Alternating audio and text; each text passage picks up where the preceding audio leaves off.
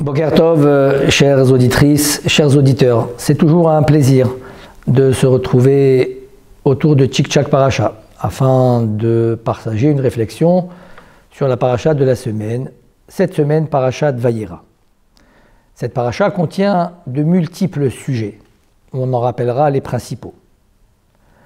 Au départ, dans une vision prophétique, Hachem apparaît à Abraham le 3e jour, qui suit la Brit Mila, qui suit sa circoncision, afin de lui rendre visite.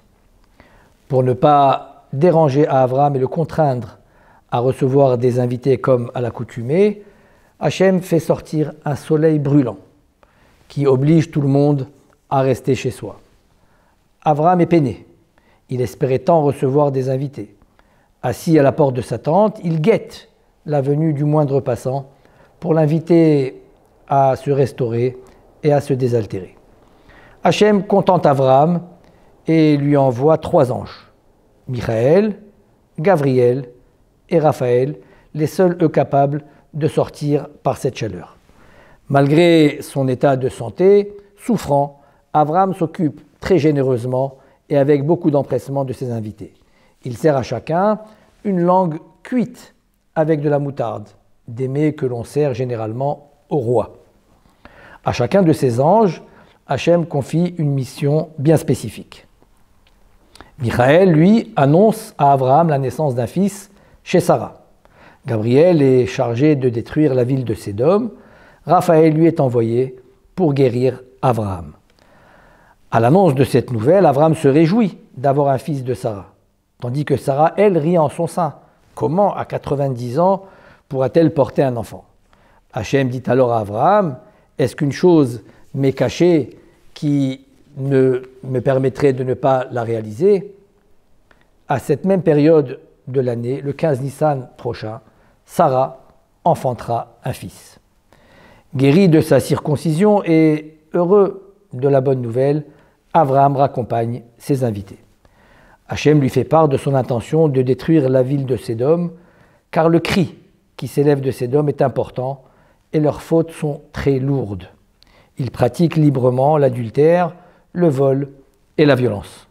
Le traité de Sanhédrin, page 109, rapporte au nom de Rabbi Yehuda, le cri était Rabba, grand en hébreu, car il provenait d'une riba, d'une jeune fille, qui se nommait Revita, une des filles de Lot, qui avait aidé un pauvre en lui donnant du pain.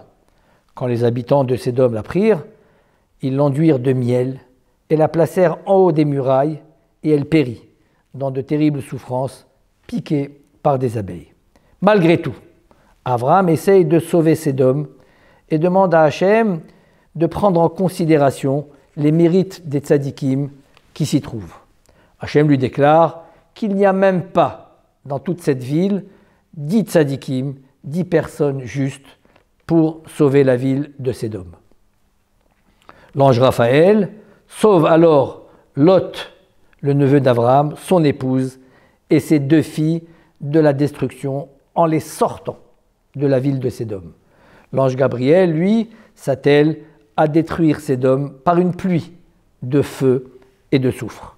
Le sel se vengea de la femme de Lot, elle qui ne voulait jamais en donner à ses voisins. Elle se transforma en une statue de sel. Les filles de Lot, constatant la destruction de la ville de Sédom, pensèrent que le monde avait à nouveau connu un déluge, cette fois de feu, et qu'il n'y avait plus d'hommes sur terre. Ils déduisirent qu'il leur était permis alors de s'unir avec leur père afin de perpétuer l'humanité. L'aînée accoucha d'un fils qu'elle nomma Moav, du père Méav, et la seconde, plus discrète, appela son fils Amon, mon parent. Pudiques dans leur attitude, elles méritèrent que descende de chacune d'elles une femme qui appartiendra à la royauté de David. De l'aîné de Moav sortit Ruth, de laquelle descendra le roi David, et de Amon, Naama, qui dans sa descendance aura eu Rechavam, fils du roi Shelomo. Hachem se souvint de Sarah comme l'ange avait prédit et Yitzhak naît. Abraham lui fait la circoncision, la Brit Mila, le 8e jour. Sarah ne veut pas l'influence d'Ishmaël sur Yitzhak et demande à Abraham de renvoyer Hagar et Ishmaël. Enfin, la paracha se conclut par cette demande d'Hachem à Abraham de dépasser l'ultime épreuve, celle de la Akedat Yitzhak, la ligature d'Yitzhak.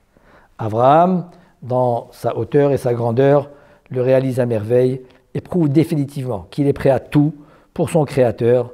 Hachem bénit Abraham et sa descendance. Une épreuve dans la Torah se dit Nisayon.